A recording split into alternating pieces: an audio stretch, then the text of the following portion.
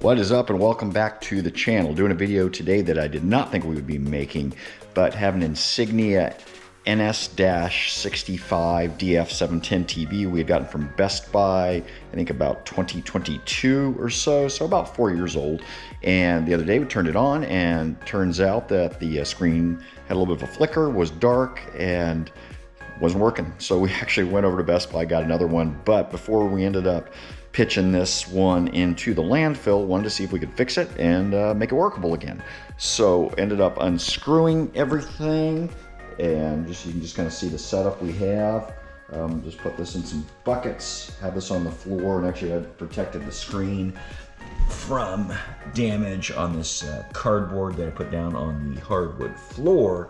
But one of the things I wanted to bring up by doing the video here is that if you've tried to do a diagnosis on stuff like this, you'll see that usually most of the folks suggest that it's an LED issue. Most of these 65-inch TVs, they've got 12 LED strips you can replace. You can get them on Amazon, eBay, whatever.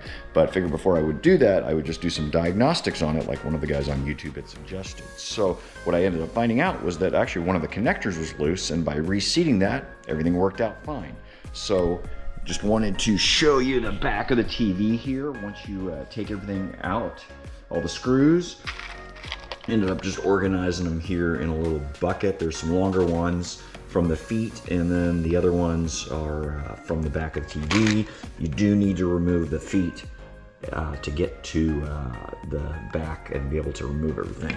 So this is that back panel, and you can watch some of the other more detailed videos, but you can basically see multiple screw holes, and what you end up wanting to do is wherever you see a screw, you just unscrew that, and then you're all set.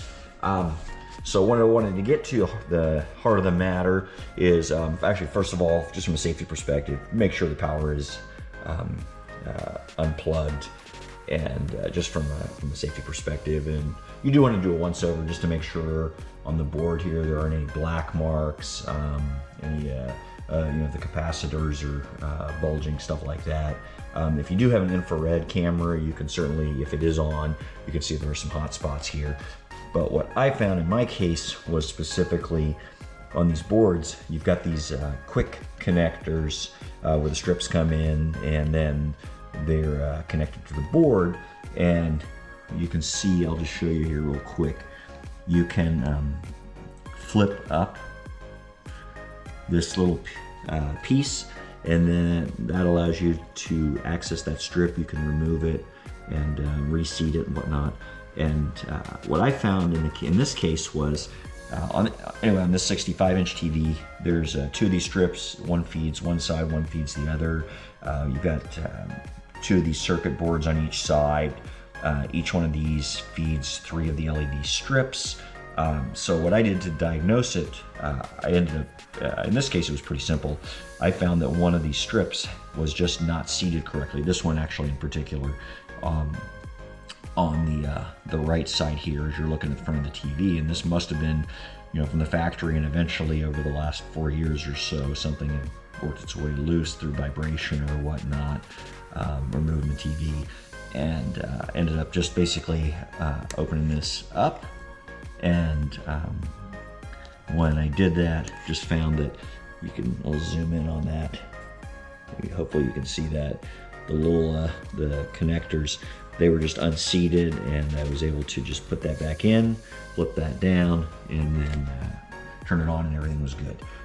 When you do that, you do need to carefully apply power. Have someone maybe help you flip the TV up and turn it on and see if the screen's working. But in my case, I saved myself the hassle of getting the LED strips and have to do further disassembly here and be able to do that. So anyway, just wanted to help you out if you are having an issue, just to do the diagnosis first before you end up getting the LED strips. I mean, certainly they're not expensive. If you're, in this case, on the I was checking on Amazon, I think they were going to be like $45 Amazon Prime delivered over 2 days, and would have worked out pretty well. But in this case, I didn't have to do it, and I'm super happy. So I am going to go ahead and get everything together and reassemble it, and I will have a perfectly good 65-inch TV again. So that's about it. Hopefully everyone's having a great day, and we'll see you in the next one. Bye.